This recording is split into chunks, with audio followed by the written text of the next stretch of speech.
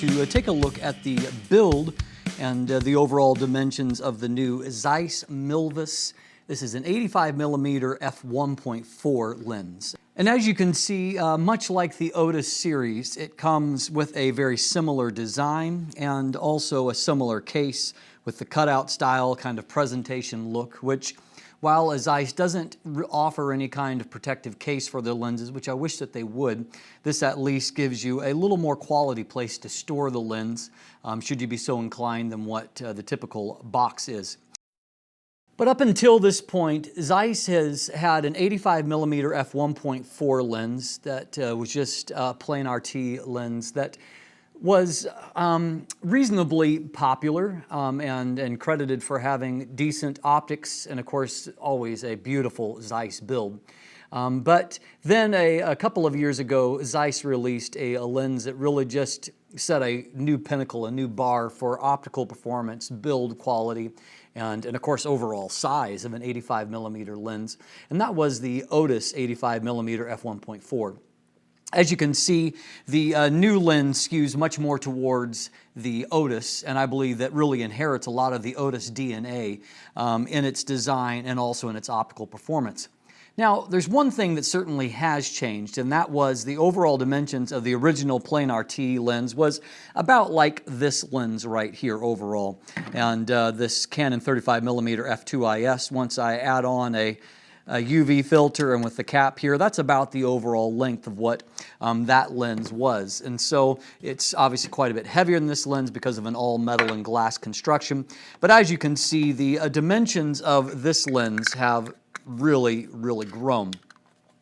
And so the original plain RT Zeiss lens was 65 millimeters long and weighed in at 670 grams. And so it was still fairly hefty because it's dense, as Zeiss lenses are. But overall, it was a fairly compact lens.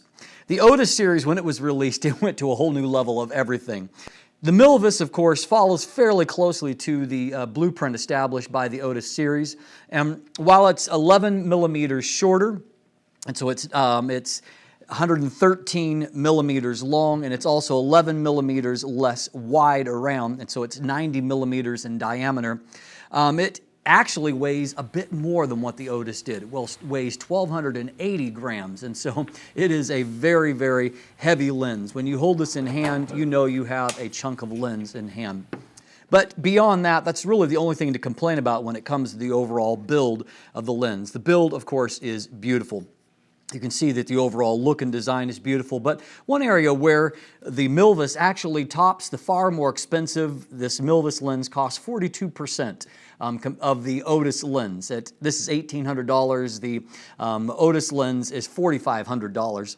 But one thing that this definitely trumps the Otis in is that it adds at the back, the rear of the lens, it adds the gasket for weather sealing, but beyond that, it also has internal seals at the crucial junctures, and so it now is a fully weather sealed. That's not waterproof, but that is weather sealed, moisture resistant design. And another kind of nice aspect in comparison is the Otis has a large and also very unusual 86 millimeter front filter thread, which chances are of you having an 86 millimeter filter in your kit is almost nil. But fortunately, the Milvus has a very common, still largish, but very common 77 millimeter front filter thread, which is shared with a host of other lenses, and it's far more likely that you will have one of a filter or two in that dimension in your kit. So I'm really happy about that. Couple of things to point out. Of course, I've already mentioned this is an all-metal construction. That's part of why it's so heavy. And as you can see, there is a lot of glass inside of this. It's got that large f1.4 aperture. But a couple of deviations from the Otis that I want to point out here. And one of those is the fact that the Otis's focus ring is a little bit further up in the overall dimensions of the lens itself. And so as a result, it was a little bit easier to grab. Also, it was just a rotating rubber section there in the middle. And so in terms of its textile feel, it was very easy to find that and to begin focusing. I find that the position of the Milvus's focus ring, a little bit back closer towards the barrel, means that if you're in the process of focusing and not physically looking, of course, that means that you have to be very conscious of finding where that is. And only over about 2 inches of it is it actually rubberized over that surface. Throughout the majority of it, it's the combination of the rubber section and then also a metal section that has the distance marker indicators on there. And so as a result, that if you're just feeling, you can sometimes feel the metal section and kind of miss some of the rubber section. So I like the implementation of the focus ring a little bit better in the Otis. I'll also say that although already after I've begun to use this, of course it's cold here this time of year, but it requires a little bit more effort. And if you'll remember from some of my Otis series reviews, I could use one finger and focus the Otis ring, and it's a beautifully focused. And while this, of course, is Zeiss Smooth, focuses very nicely, the amount of resistance that you need, the weight of it is considerably heavier than that of the Otis. One other thing that I did note that is different from the Otis is, like the Otis, the similarity is that the implementation of the hood design, it actually kind of just flows right with the lens, and so it looks like it belongs. And that's even truer with the Otis series, but also true here. The overall Milvus design of the actual lens barrel is a little bit more squat, a little less curve flaring out as the Otis itself. It does have the curve flowing out to the lens. But as you'll see right here, there is no gap when that is at infinity. But if you focus down towards the minimum focus of 0.8 meters, or about a little over 2.5 feet, you'll find that it's grown to a gap of about a centimeter that has grown in there, and I can put the whole tip of my pinky down in there. And so, I mean, it doesn't affect the weather sealing. It doesn't really affect anything except for, to me, it kind of disrupts the overall look of the lens, which was so nicely integrated with the Otis series. One other thing that's a little bit odd that I found and I quickly noticed, of course this time of year I'm also wearing gloves a lot of the time when out shooting, but when I have my hands on the grip, there are very little clearance between my knuckles and the actual lens itself. And of course that's even more true when I add the thickness of a glove in there.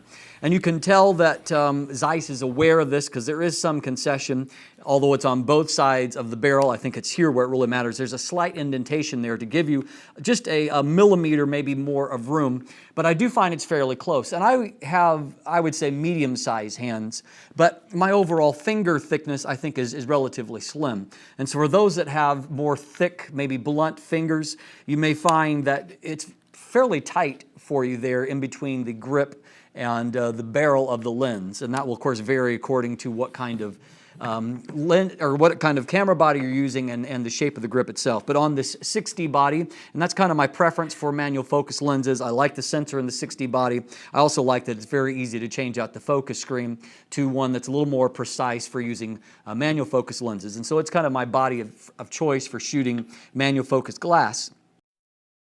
Beyond that, of course, the actual build, if you're not thrown off by the weight and the dimensions of it, it is beautifully built, and the addition of weather sealing is a huge thumbs up because it kind of eliminates one of the issues that you might have potentially had in using Zeiss glass. And it's become more and more important to a variety of photographers, those that live in very humid areas or live close to the ocean, or if you live in a place where I do, where there's a lot of precipitation. It's nice to have that extra little bit of peace of mind that if the weather turns sour during a portrait session or a wedding or just out shooting in general, that you're not going to have to fear so much for your gear. And so kudos to Zeiss for that. And another thing I really liked in the implementation of this is that rather than just the standard black ring that every other lens has, they added a little bit of Zeiss elegance with a Zeiss shade of blue there of that rubber gasket around the actual lens mount. One other thing let me add that kind of distinguishes the models.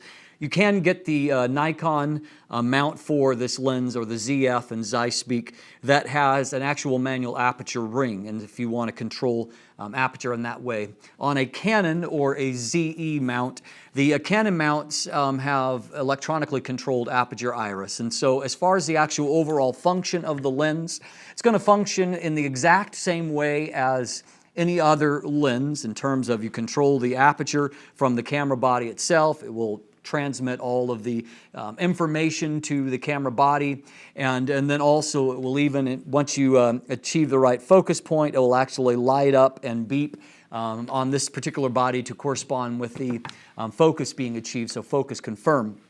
The one difference, of course, is that you do have to manually focus the lens. And the lens has quite a long focus throw, which is appropriate for precision focus, but just know that if you want to make an extreme change, you're going to have a lot of travel to go. And so overall, that is all the way, one full rotation, and then a part of another. And so in a little less extreme case, if I were to make rotation there and another rotation, it's almost 2 full rotations of my wrist to go throughout that entire length. But the reason for that, of course, is that it gives you some room beyond a lot of lenses, autofocus lenses.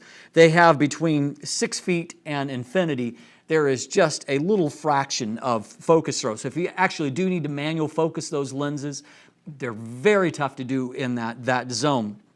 By contrast, this is the amount of focus throw between 6 feet or 2 meters to infinity on this Zeiss lens. You see, that's a huge difference, that there is a tremendous amount of play there, which allows you to nail more accurate focus at those medium distances, which is very, very important to using a good manual focus lens. And so I'll be following up with a look at the overall resolution. Spoiler alert, it's fantastic, of this lens, and also its overall bokeh and drawing, its use for portrait use, things like that. And so we'll examine that in the next episode and then give a final conclusion at the end. But I hope that this helps you in looking at the overall dimensions, size, and build of this new Zeiss Milvus 85mm f1.4 lens. I'm Dustin Abbott. If you haven't already, please subscribe and like, and have a great day.